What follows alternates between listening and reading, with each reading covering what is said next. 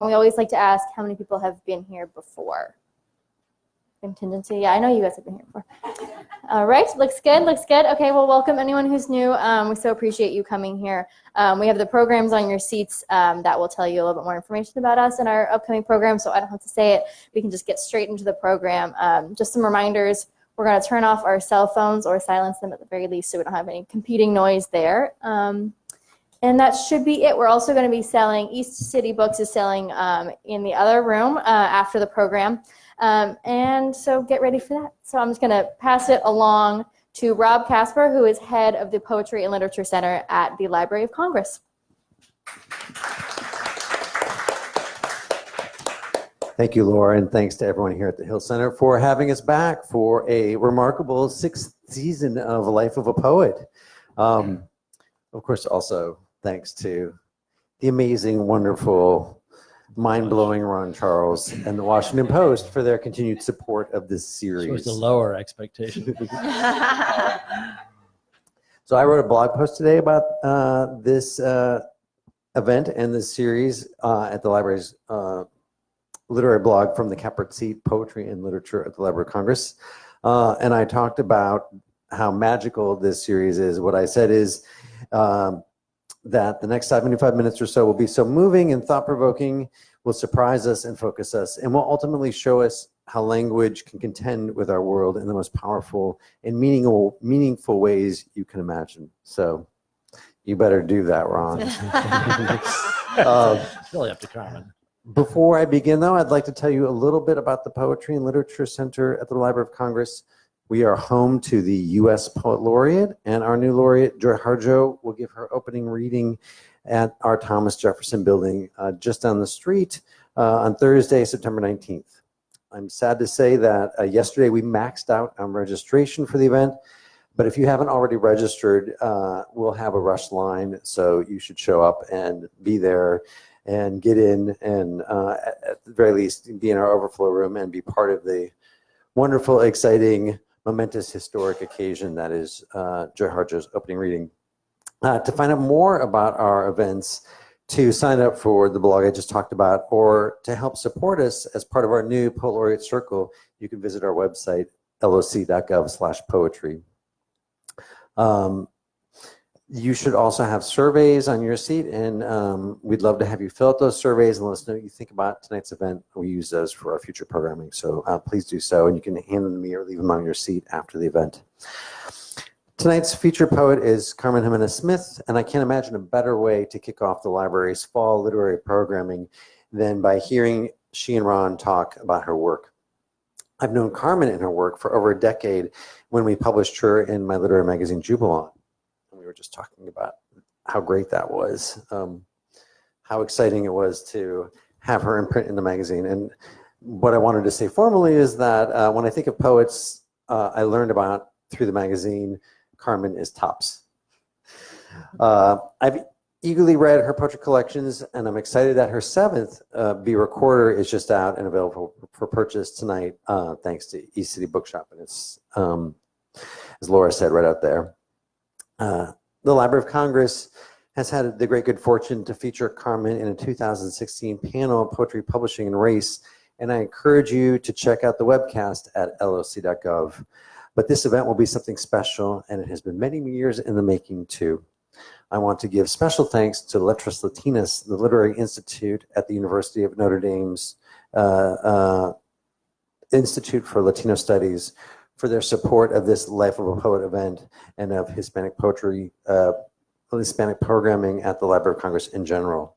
And in fact, I forget how many years back you participated in a recording for the Hispanic Division's Archive of Hispanic Literature on tape. That's also worth checking out online at loc.gov. If you want to find out more about Letras Latinas and the Institute, you can visit latinostudies.nd.edu. And now Carmen. Carmen Gime Smith was born in New York and currently lives in Blacksburg, Virginia, where she is a professor of English at Virginia Tech. Her other collections of poetry include Milk and Filth, a finalist for the 2013 National Book Critics Circle Award, and Goodbye Flicker, winner of the 2012 Juniper Prize for Poetry. She is also the author of the memoir, Bring Down the Little Birds, on mothering, art, work, and everything else, winner of the 2011 American Book Award. And she's co-editor of Angels of the Americalypse, new Latino writing published in 2014. The publisher of Naomi Press, Jimenez Smith is also a poetry editor of The Nation with Stephanie Burt, and a co-director of Canto Mundo, a national organization that cultivates a community of Latinx poets through workshops, symposia, and public readings. Please join me in welcoming her to Capitol Hill and the Hill Center.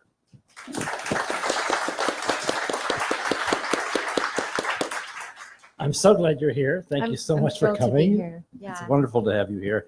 And congratulations on your new book, which is wonderful. Highly recommended to all of you. We're using a new sound system tonight, which is about as convenient as dancing in suits of armor. But I will do my best. So raise your hand if you can't hear me. In the first lines of your first poem of your new collection, Be Recorder, you write, people sometimes confuse me for someone else they know because they projected an idea onto me. What is this idea they've projected onto you? I think part of what I am interested in thinking about race and identity is that personally we have people of color have lots of different experiences and their internal questions about who they are, but oftentimes we're defined by who other people think we are, and so my sense of how I'm perceived is just as a kind of a generic brown body, and you know, the idea that, or like kind of a replaceable body, and I guess some ways that you see that enacted is in the idea of like, well, we need a Latina poet. Who do we have, as opposed to thinking about who's writing great poems. Oh, let's invite that person. So that surprises me. You start there with liberals. Well, I think one of the other influences in my work is, I guess it's rap, and I think about it as in the tradition of the troubadour, or say something like the ghazal, in which the poet kind of puts themselves as the interlocutor of the book.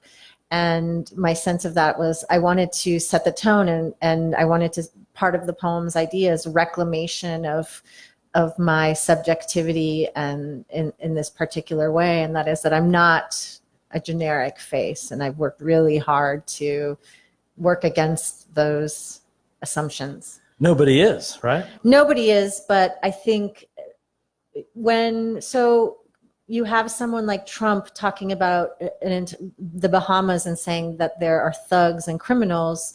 That's just code, right? Yes. Like he's sort of doing this blanket. He's not, I think there's a way in which we all do that, including the most liberal of us, the most seemingly woke of us.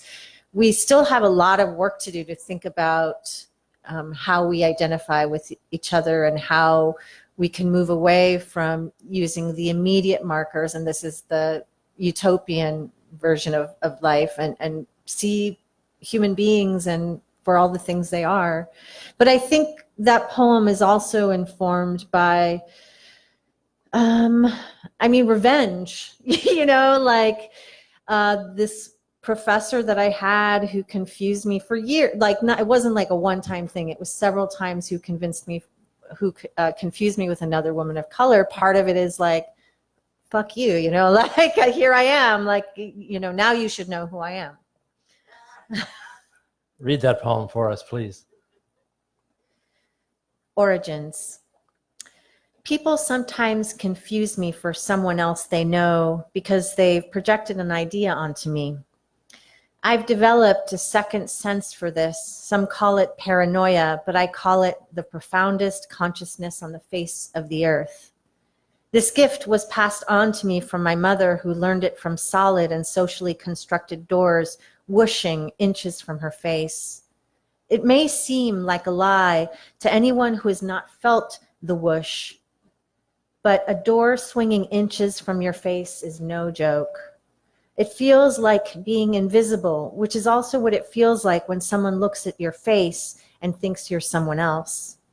In graduate school, a teacher called me by another woman's name with not even brown skin, but what you might call a brown name. That sting took years to overcome, but I got over it. And here I am with a name that's at the front of this object, a name I've made singular that I spent my whole life making.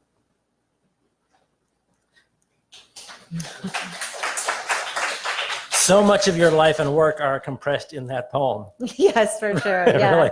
Really. Your fight against racism, the respect for your mother, your struggle and success as a poet. Here I am with a name that's at the front of this object, your book, a name I've made singular that I've spent my whole life making. And that's what I want to talk to you about tonight, is the life you've made. Okay. You spent making. In one of your poems you write, I grew up on the edge of your electrified fence like a weed.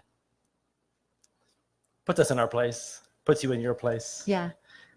That childhood is why I'm a poet. Tell us about that childhood. Wow.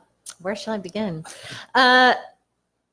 There's so many interesting factors that I think if you come from a lower middle class or working class background, that are the small miracles that get you to a place in which you have, I don't know, access. And my father, for all his faults, was a voracious reader and had all sorts of books in the house. A lot of them were for like business management or self-help. I read them all. I had no filter. I just read everything, and I got into the habit of I would go to garage sales, which is garage sales and flea markets where I bought a lot of my books. So it was a lot of like middle-aged ladies, a lot of Danielle Steele, a lot of historical novels. So it was a very like self-put together experience. But it was also very difficult childhood. And a lot of it, I think the difficulties came from the challenges of my father, his desire for assimilation, and the reality of what assimilation would look like. And his sense of assimilation was just a natural progression into success. I mean, kind of being brainwashed by the American dream. Mm-hmm. But the fallout for my family, for his dreams, the fallout always landed in our laps. So we moved around a lot, and we had like this weird phone thing when phone collectors would call. So if family would call, they would call twice, and then they would call, let it ring twice, and then hang up, and then they would call again. So it was just like this sense of like. So you knew it wasn't a bill collector. So we knew it wasn't a bill collector. So that's the code. So just the sense of like wanting the American dream, but also being up against like the reality that it wasn't happening. It wasn't going to happen for us. But looking out onto the landscape and feeling like the story seems that it's happening to everybody else. Yeah. TV magazines. They all make it seem that way. The mythology. Yeah. And so I think that I became, because of the reading and because of how I was experiencing the world, I developed a really complex interior life that was fantastical. Oh. And the book,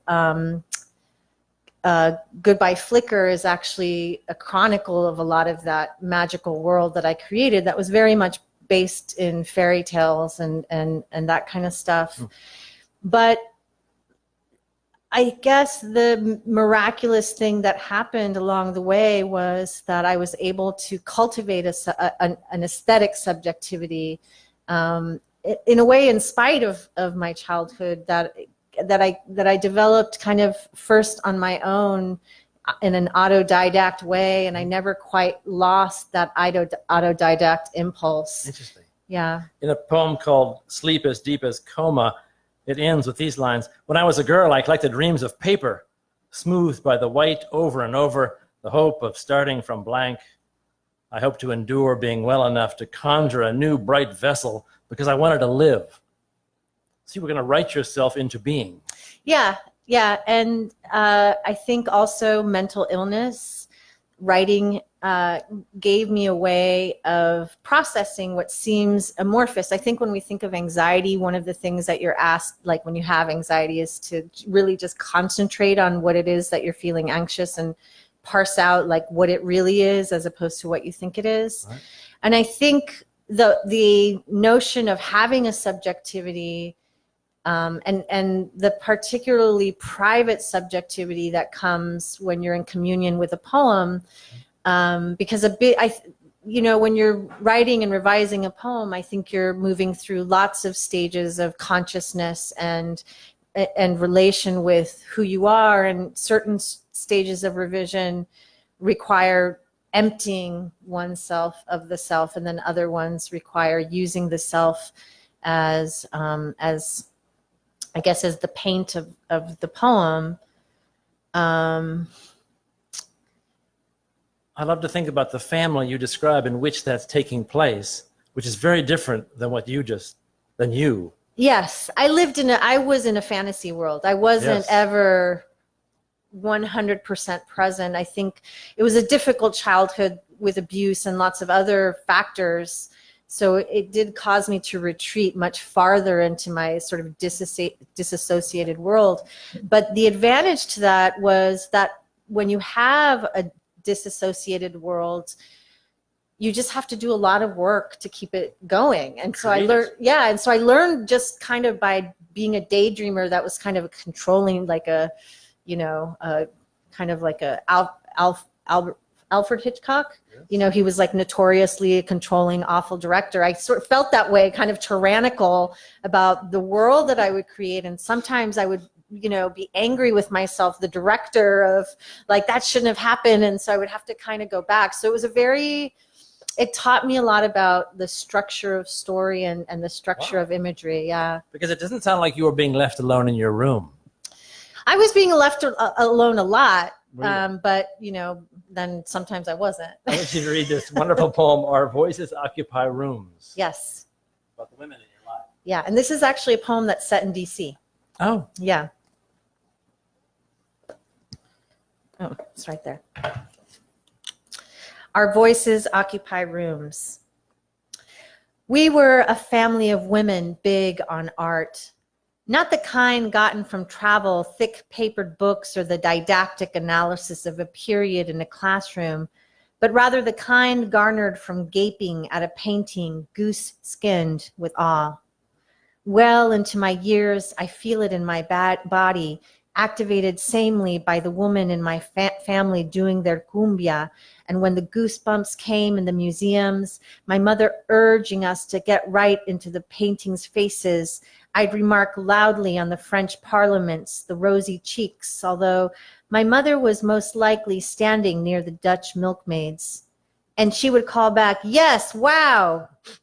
We joke about volume in our family, my sister's husky raucous laugh, my aunt's melodic squeal, my mother's operatic sneeze, all freight train loud. I take large gulps of air to fuel my oration. I worry terminally that people notice, knowing that people notice, and so hoping that people realize there is not little that I can do to change it. My friend Aida, beautiful in a 40s Varga way, has a voice that booms like smoky electricity, an eel. She's brown too, but that suggests, look at those people with their ways, their food, like when people assume I like spicy food. I don't.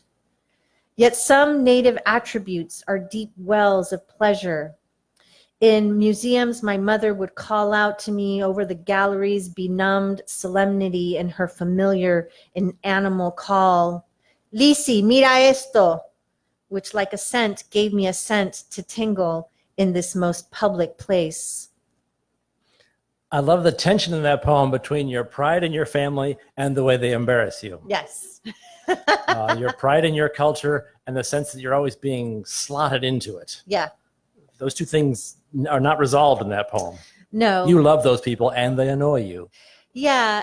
What's interesting about what the backdrop of that poem is, and I think again it's like one of those small factors that take me from like having been like an office manager or a marketing executive or a wife or a nurse, but that my mom, who had a high school education, came to this country, was a waitress most of my childhood, well into high school, was like, we live in this amazing country with all these museums. Like, I don't know anything about art, but let's go to the museums, Yes. And so she would take us, and that was our experience. Like, it wasn't like she hadn't, she would talk about what she saw, but she wasn't like she was an art historian. Like, now I take my kids and I'm like, well, that's Robert Rosh, like that, it's kind of boring, but there was just something about the awe that she also gave to us, and I guess modeled. So I was so hungry and I knew nothing about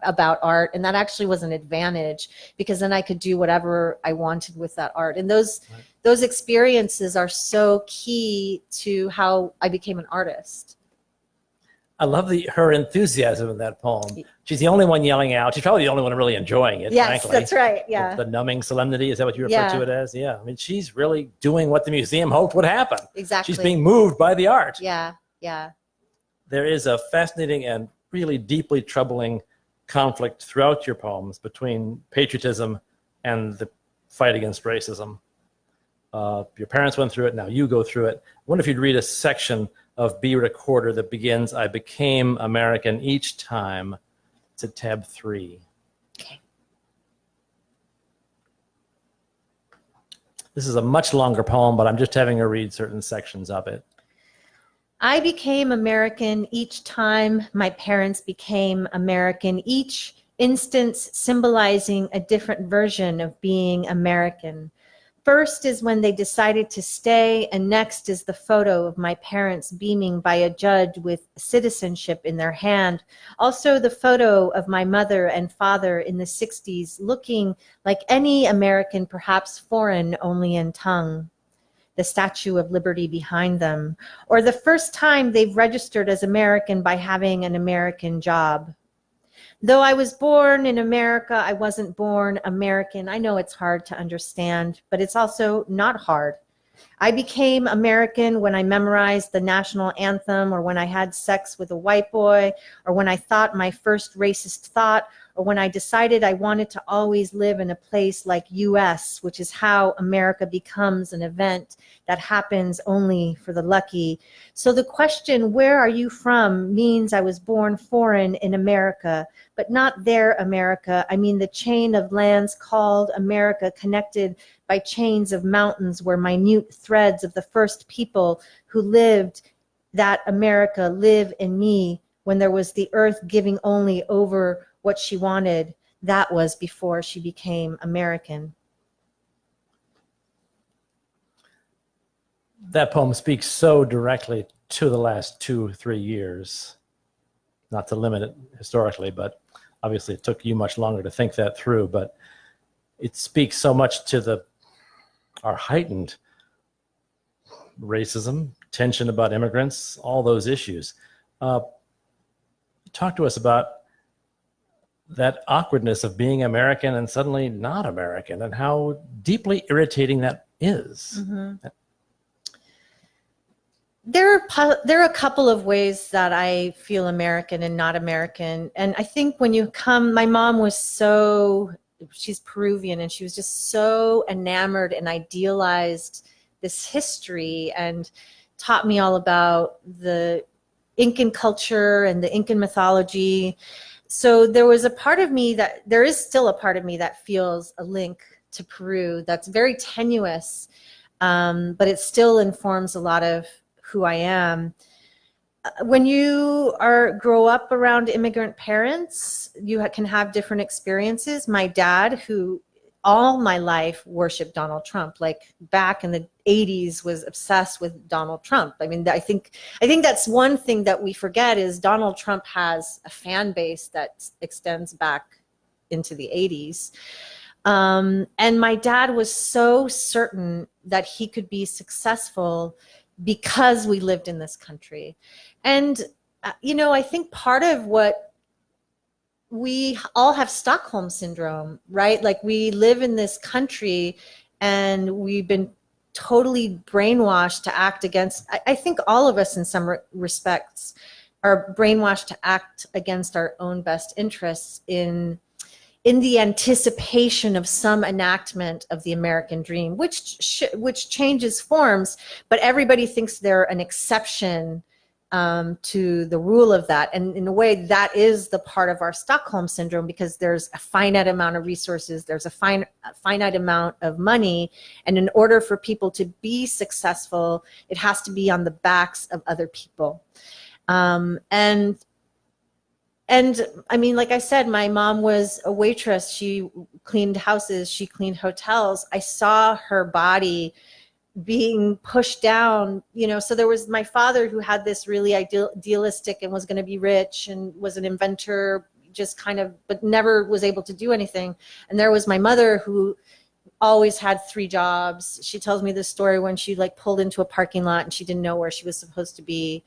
And the reality of, in order to even just have a basic existence, that my mom would have to do this kind of labor, that even at an early age, I was like kind of skeptical. You know, I was like, is this really what's happening?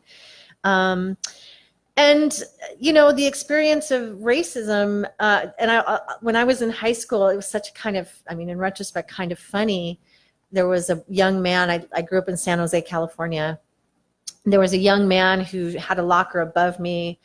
And one time we were both taking stuff out and he was like, why don't you get back on the boat?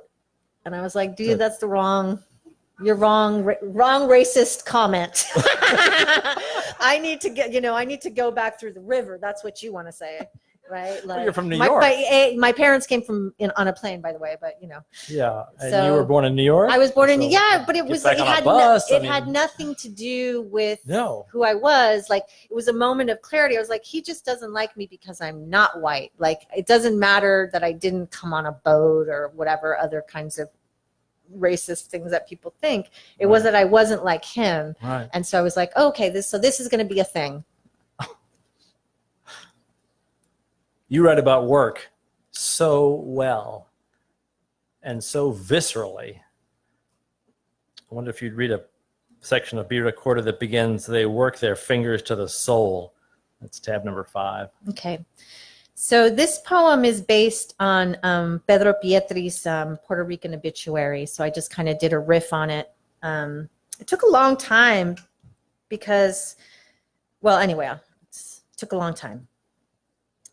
After Pedro Pietri's Puerto Rican obituary. They work their fingers to the soul, their bones to their marrow. They toil in blankness inside the dead yellow rectangle of warehouse windows. Work fingers to knots of fire, the young, the ancients, the boneless, the broken. The warehouse does too, to the bone of the good bones of the building, every splinter spoken for. She works to the centrifuge of time, the calendar, a thorn into the soul dollar of working without pause. Work their mortal coils into frayed threads until just tatter. They worked their bones to the soul until there was no soul left to send. Worked until they were dead, gone to heaven or back home. For the dream to have USA without USA, to export USA to the parts under the leather sole of the boss. They work in dreams of working under less than ideal conditions instead of just not ideal conditions. Work for the shrinking pension and never dental, for the illusion of the doctor medicating them for work-related disease until they die, leaving no empire, only more dreams that their babies should work less, who instead work more for less. So they continue to work for them and their kin. They work balloon payment in the form of a heart attack. If only that'll be me someday, the hopeless worker said on the 13th of never, hollering into the canyon of perpetual time. 4 bankruptcies later, 3/5 into a life that she had planned on expecting happiness in any form it took, excluding the knock-off cubed life she lived in debt, working to the millionth of the cent her body cost the machine's owner. Yolanda, Berta, Zoila, Chabela, Lucia Esperanza, Naya, Carmela, Celia, Rocio once worked here. their work disappearing into dream-emptied pockets into the landfill of work, the work to make their bodies into love for our own.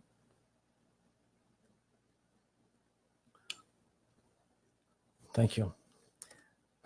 I'm reading a novel now by Ta-Nehisi Coates that comes out in a few weeks, and he talks about the way the plantation was set up so that the plantation family never had to see anyone working. Interesting. And everything was done so that this would take place. They never saw the slaves working, even in their own house. It was all invisible. And it strikes me, you're writing 100 years later, 120, 150 years later, 200 years later, we're doing the same thing. So much of the labor in our lives is invisible. The whole internet, the way we order things and they just appear at the door. Yeah. Thousands, millions of people are toiling away in dead-end jobs, crushing jobs, soul-crushing jobs, and we never have any contact with them at all.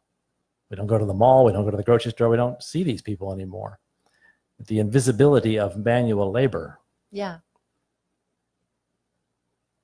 Yeah, you know,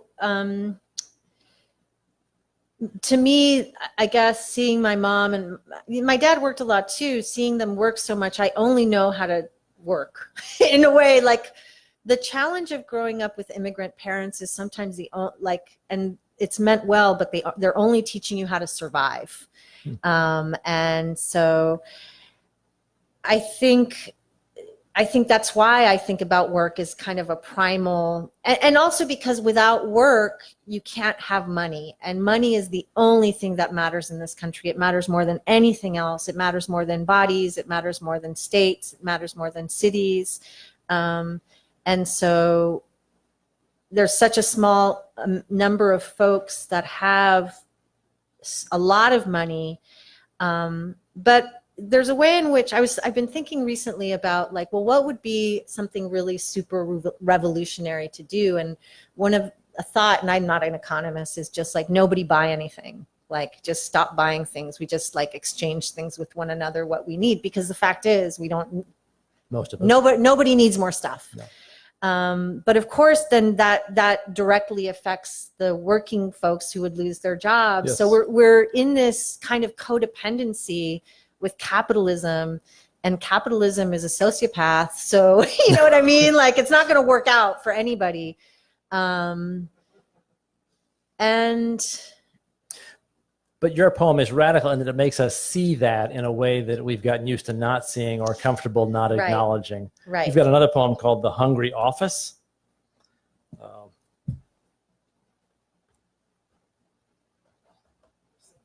Yeah, so this is Very, very directly to this sort of office work you were talking about. so this is kind of a Robert Hayden,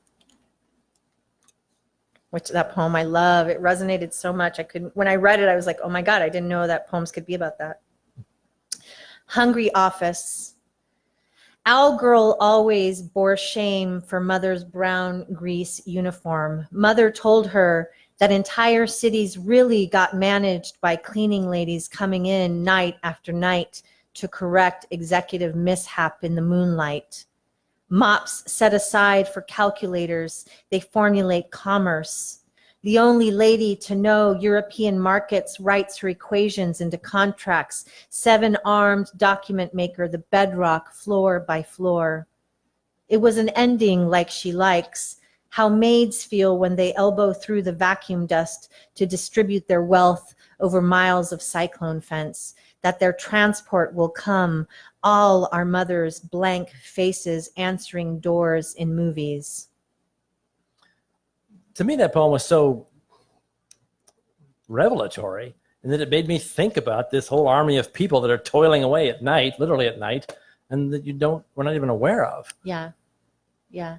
And I guess now what's been interesting too is because we're recording all aspects of our lives, that there's this entire subculture of folks who make videos of themselves humiliating or abusing marginalized folks. So you get people kicking homeless people or messing with people at stores who they're just like, I just want to do my job and earn my $9 an hour before I go to my other job, you know. So I think it's not just it's not just that we don't see them, but part of how capitalism is able to perpetuate itself is that we don't only see them, but that we also feel a little bit of contempt, because the contempt protects us from the reality that we're 3 minutes away potentially from being in that same position.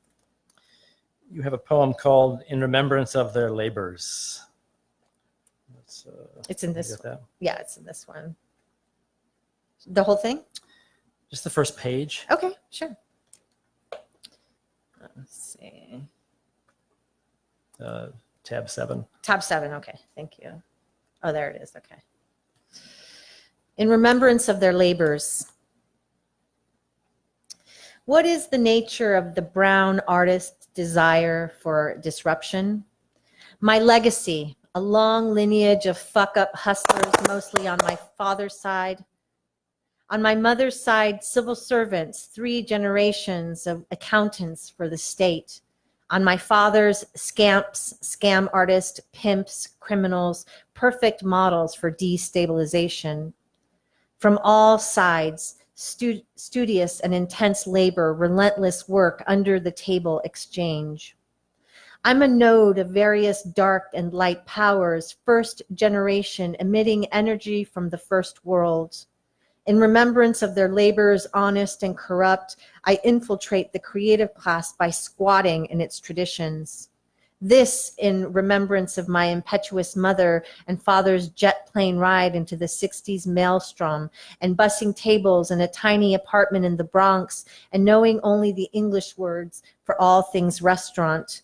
I serve thee, for thine labor is my staircase. The frivolity of poetry, layers of frivolity disguised as labor, or vice versa. Poetry is useless until we rot from inside when we don't have words. Emancipatory lyric poetry, deregulated lyric poetry with work boots, the lyric poetry of garbage, of kitsch, of Marianism, of cockroach and placenta and dirty fingernails. In remembrance of their very deep need and hand-gnarling labors, I declare the ocean Latinx, its blue surface, the tongue of our abuelas, forming the rough syllables of our Americanized ideals. In remembrance of my father's belief in text, the house filled with books of striving, I devour the argot of the oppressor, and U.S. opened me in how to win friends and influence people. My favorite story was about a boy who befriended a czar, who then married the boy's mother. It told me there would be a game. This is in remembrance of my mother, whose hands were calloused against heat, biceps bulging from hauling vacuum cleaners and trays of grand slams. Mercy to my failures and the legacy of failures beneath the surface of the heroic immigrant story I wish I was telling. That poem does so many things. I want to talk about this movement from work to poetry. You say, in remembrance of their labor is honest and corrupt, I infiltrate the creative class by squatting in its traditions. So you're suggesting that poetry for you is a kind of spy craft, a secret invasion, a transgression as protest. In another poem you say, I'd like what I write to reach into the center of the pastoral and throttle it. What are you demanding that poetry do? You know, the world is so different from the time that I was young, and I've seen an interesting elision of Gen X as a subject of consideration, as a generation, as an aesthetic movement, because we kind of went from boomers to millennials. In fact, I saw an ad for a book, and it said, this book will speak to boomers and millennials alike. And I'm like, okay, well, I guess it won't speak to me, you know? So, and we serve as this kind of bridge culture. The beginning of, I guess, in my college experience was the hope of multiculturalism, because there was a moment in the early to mid 90s where people were like, this could happen. We could have a world that could look more like the world. And I believed in that until I went to graduate school. How can that be? That must have been the most liberal place on earth, wasn't it? Nope. Where'd you go? I went to Iowa. And up until that point, You mean the Iowa Writers Workshop? Yeah. Wow. So while I was there, when I went to grad school, my definition of being rich was you had a swimming pool in your backyard. I was like, those people are rich. But when I went to grad school, there were a lot of really wealthy people. And I was like, oh, they're assholes. You know, like there's a way in which being really super wealthy just kind of gave folks a sense of entitlement. And I had never seen entitlement in such a kind of, and I got it. And I did. The professor that I'm talking about did always confuse me. I think she was doing it on purpose too. Wow. I think she was doing it in a racist way. But it was also like who had attention. There was like there were like 100 students. Yes. But there were like five of us. Incredibly competitive to get in. Yes. There were 5 of us who were a group of folks of color, and we were so marginalized. There were 5 out of 100? Well, there were probably 2 other ones, but they were like, they're like, we don't know you. Okay. Yeah. So I guess my sense of like belonging and not belonging was formed by that, and my sense of class, and because so much of my childhood had been related to having class aspiration to wealth, it was a moment of realizing like even if I had enormous wealth, it wouldn't change how I'm read and what the expectations of what my work could do. And the expectations at the time were based on Gary Soto, like that's it. Gary Soto and Sandra Cisneros, anything else most people at the program hadn't even read those poets. Right. So it was an inculcation that I accepted because I was young and I wanted to be part of it. But it was also a moment of like, I don't belong and this isn't my world. So I'm going to have to figure out how to build my own world to then like infiltrate this world and make spaces for people who will come after me, right, who need those spaces. Right. And it begins with pointing out that there's a problem here. Exactly. Yeah. What do you mean? You say I love this line. Poetry is useless until we rot from inside when we don't have words. So it comes from a kind of desperation. Yeah.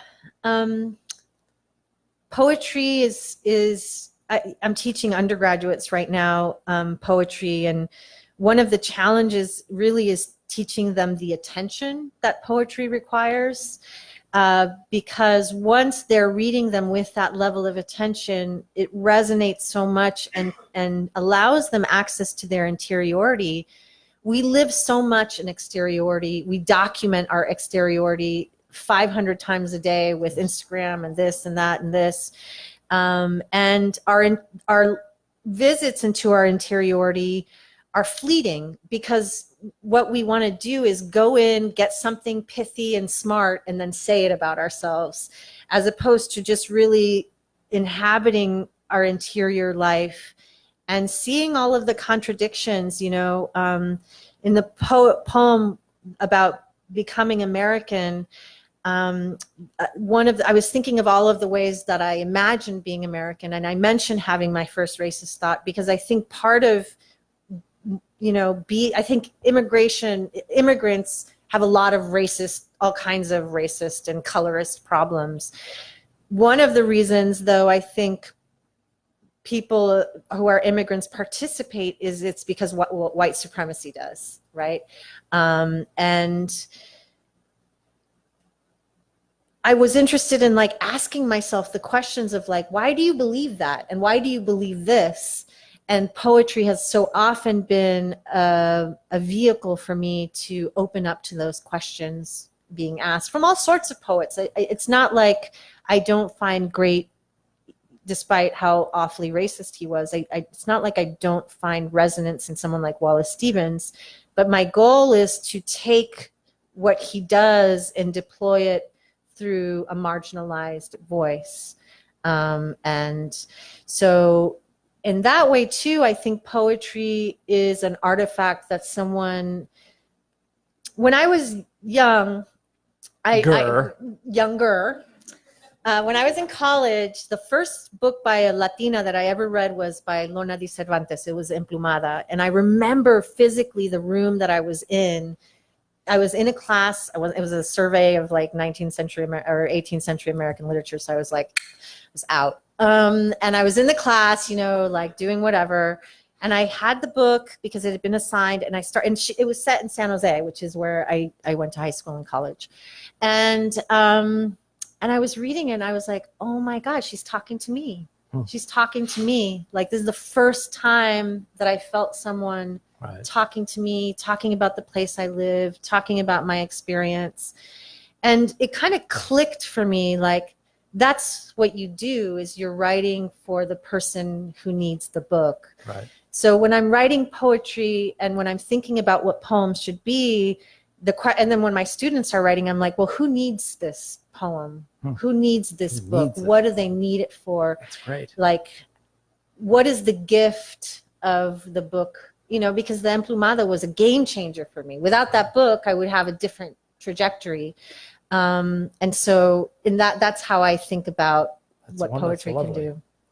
You also have this lovely definition of what poetry does. You write, I wish we were layers we could unfurl as object lesson. Maybe that's what a poem is. Just open ourselves up to one another. Yeah. Really. You write very candidly about the demands and challenges of being a poet. My history with writing is a history of failure, you write. If only I wrote about robots. If only my schooling had been more useful, but I don't give a shit about robots. Instead, I'm caught up with the lyric, that working class bauble anyone can foment. I don't think that's true, by the way, but we need these people. These people need to stand up and then sit down. Stand up and then sit down. Can you all hear us? Is it all right? Yeah. I'm slowly getting used to this. Okay, sit down. It wasn't a real intermission. It's just a stand up, sit down. I want to talk about feminism. Sure. Which is not a dirty word for you. No. No. This is an alarming trend among young women. Oh, I'm not a feminist. I hear these women telling me, I don't know what they're thinking. In a poem called Parts of an Autobiography, you write about learning about feminism from a capri-panted rebel who introduced you to Our Bodies, Ourselves in your first women's studies class. Feminism seemed like a miracle, you say. Tell us about that moment, or that era of your life. I'll tell you. Your mother was working. I mean, you had good models of women. Absolutely. But you just needed the theory? My mother was working, but it was deferential to patriarchy. She worked and then she worked. Like she came home and she continued to work. It wasn't like it was a partnership of, sharing resources. I grew up also in which the men would talk in one room and the women would talk. And I was such a perverse child. I would just like go plot myself with the men and start talking until one of the uncles were like, get her out of here, So I was, and I think also it's so complicated, but like the continuum of gender in my family, like I was not feminine. I didn't quite fit. And so I felt very much in this kind of middle world. So when you got to school and you got this book and you took this women's studies class, it sort of gave you the language for things you had been feeling? Yeah, I mean, I when I was in high school, I was like, I didn't really know what that meant. But I knew that I felt equal to boys. Right.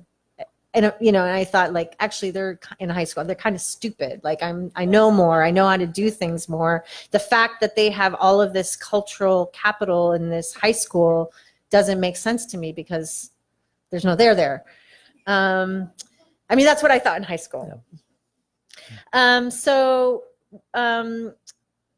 And I think also the ways in which my mom acted in resistance to how her sisters or other women in our community, by having 2 or 3 jobs, by divorcing my dad because she got fed up, with his financial stuff, and just being able to build a financial life on her own. I mean, She worked 12 hours a day, 6 days a week doing it, but it was an act of feminism, Yes. because and her desire to speak English and to really learn how to speak English, which, I have aunts who don't speak English, even though they live in this country for like 30 years. All of those to me had this like, wow, she's really defying this stuff.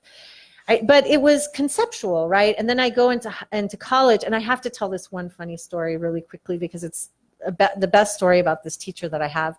I went to college I started college in 1989, which was the year of the Loma Prieta earthquake, which was disastrous in the Bay Area. And so class was canceled for a week. And then the week later, my teacher was like, she was just like a fresh out of women's studies in 1989 Yes. moment, and she says, "Oh my God, that when the Loma Prieta earthquake was happening, I was using my vibrator," and then we were like, "Oh, wow. Like what?" Like it was just like this, this kind of just like Yeah. No one had ever said that out no loud. one had ever said out loud anywhere, and it was just like I was like, okay, I want that. Like I want to be able to like be in a room and just be like okay with talking about anything, right? Because so much of what I felt was also, I grew up Catholic, was bound up in shame. So while I want the things that I wanted in the world were not feminine and not Catholic. So a part of my experience in college was like, oh, I don't need that, and I don't need that, and Casting I don't need off. that. Yeah. Would you read a poem called "When God Was a Woman"? Sure, I love that poem.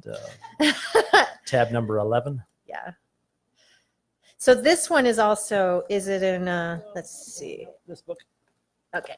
So this one, another formative teacher I had was a teacher named Mira Zussman, and she taught a Western religions class, but she taught a book called "When God Was a Woman," which was, again, a game changer for me. And I thought, I always thought I'm going to write a poem called "When God Was a Woman." And this was finally, after 10 years, this is what I wrote. When God was a woman. When God was a woman, empire was meh. When God was a woman, we built schools of listening, and every week we sat quietly until we could hear each other's thoughts. No shadows when God was a woman. Little girls had great dominion, and grandmothers were venerated. Sky was the giant bellows of her inside. The grace of God meant flowing and willowy. This was when God was a woman. She played harmless pranks because she liked keeping things light. She made it rain on our collective good hair days. When she met someone who seemed fun and a little mysterious, she invited him into heaven. Then she made her daughter blind for a week, which in retrospect was kind of mean, but her daughter made the best of it.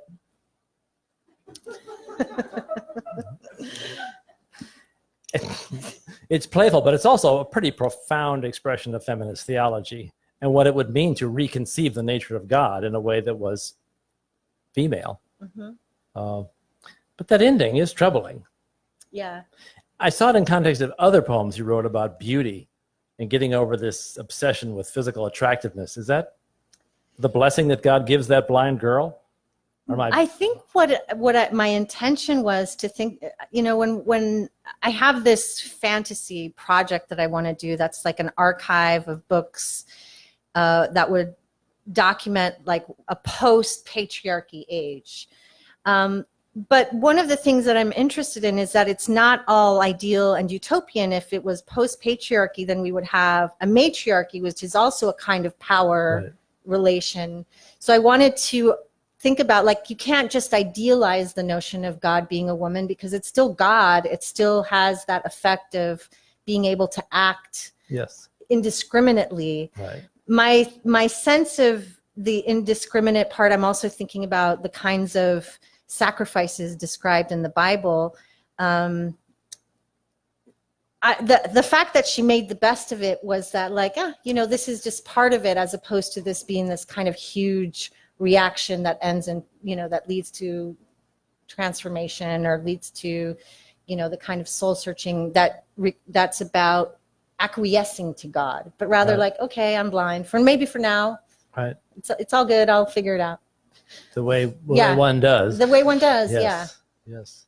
The new novel last year, The Power, dealt with that. The power genders are reversed and throughout the world, and the women start to commit horrible crimes too. Sure, They're absolutely, just female yeah. crimes. Yeah. Yeah. In a very witty way, you connect writing poems with certain physical conditions of your body. You say, for instance, to write a poem, I mustn't be wearing a bra. Truth. I liked my poetry to smell like I'd forgotten to wear deodorant. Yep. I'm assuming these are at least metaphorical. As much metaphorical as they are literal. How's that? Yeah. Yeah. Would you read a poem called Dear Medusa? Yes. It's number 12. In Milk and Filth. Is it in Milk and Filth? No, it's in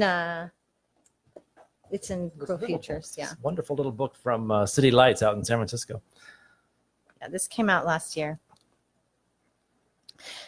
So in Milk and Filth, the first section is something called gender fables, in which I'm taking kind of unrecuperable or kind of problematic figures that were important to me, like Joan Rivers. I was obsessed with her. And so this is kind of like a B-side that didn't end up in this book. It's called Dear Medusa. What was it like to be left with only a stone husband, stone postman, stone apprentice? Was it loneliness? A miracle? You had enormous power, which people called a curse, but it made you one of the first witches. See, I feel penetrated and I want to survive my story. I want to be both vegan and Teflon, Ms. Medusa. Despite being cursed, weren't your days the wind lifting swirls of dust around your feet like an omen cat? Your deflection cushioned you with 100 husks. I want no window into me, not even pores. I write you because they want to bury my feet deep into the earth to be loam like that first myth. So your vilification seems like freedom. I'll end by thanking you for your gift to pre-feminism. You are truly one of my heroes. In praise of your impiety and the hiss of your brink, I write as your loyal and devoted disciple. Amen, hallelujah, and so on. Nice, very, very witty. You're doing the kind of thing Madeline Miller does in Circe, this novel where she takes the witch and the Odyssey and reimagines her as a heroine instead of yes. Anger in women is not a negative emotion, one of your poems. And I said when I met you that I didn't think you thought anger was a problem. I really find your expression and your exploration of anger in your poetry incredibly refreshing. In one short poem, you write that you've inherited only 30% of your father's wrath. I'm left with a desire to be as hard as a monster. In another, you say the best enemy against antagonism is more howl, not less whisper. That could go on a t-shirt, by the way, and do very well. Okay. Yeah. I'll send it to Bernie. You push back hard against repression and impossible standards of beauty and feminism. I wonder if you'd read a poem called Sometimes There's a Virgin. Yeah. 15. That's in the city. It's always in the book you don't The have. city I was, yeah. Yeah, this book was a formative book for me, and it's kind of weirdly one of my favorite. I mean, it's not my favorite child, but it's definitely one I appreciate. Sometimes there's a virgin. Sometimes there's a virgin in the room. You make way for her light. She is fountainhead. When the virgin is in the room, she's robed by dim wattage. Virgin, remind me. When the virgin is in the room, our skirts feel tardy when there's a virgin in the room. The virgin has clean hair and there's nothing under her fingernails. She drinks water from the same cup all night long. She writes her name on the cup. The virgin writes lyric poetry about roads and wars and the crown of trees, but has a degree in something outside the arts because artists aren't virgins. Everyone talks to her and she doesn't even have mascara on. Her eyelashes are naturally thick. I brush past her to feel virginity.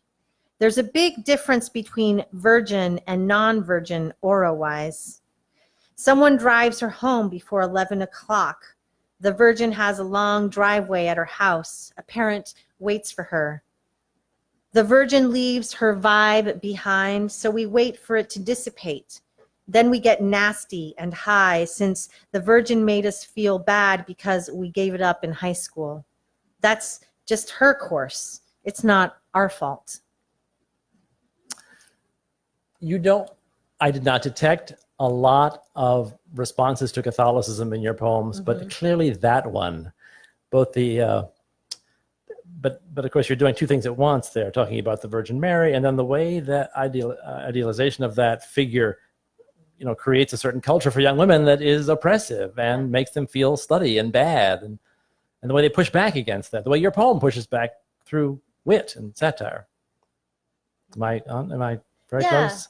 I think too, I was speaking to, there's a kind of aesthetic critique, right? That talks about being dirty for poetry as opposed to having this kind of austere sense of like the canonical, and not imagining that poetry is a substance. And it's sticky and it's dirty. You can't put it in a cup. Right. In one of your earliest poems, you write, "Make something true before you go." That's such a lovely way to live one's life. Yeah. You've certainly done that. I wonder if you'd close by reading my favorite poem, Entanglement. Entitlement. Okay, so that's 18. Entitlement.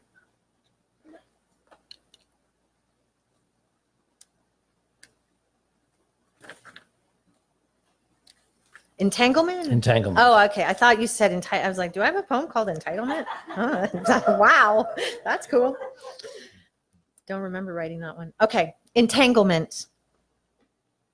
We love what's best in our beloved, what's worse in them. You have to like what time does. Each day I talk to the part of me that is my beloved from a tiny telephone in me. I communicate in the clicks and beeps of our abbreviated tongue. Love is a long trial, a wending, and an uneven effort. I hate the word faith, but that's all there is. Only the last one standing knows the score. Think of the types of violence on a continuum, and toward the mildest end is love. I'm torn by you, I scream when my beloved pulls at our bond. I'm an alien host, or we are two yous subsumed by a single body. The beloved says, you changed my brain, and I am at that mercy, which is meant as a warranty for longevity, but there is no real promise. You keep knowing each other and knowing each other. It's so lovely and so true. Thank you. I had such a great time talking to you tonight. Yeah, thank you so much for coming. Yeah, thank really, you so really much. appreciate Yeah. it.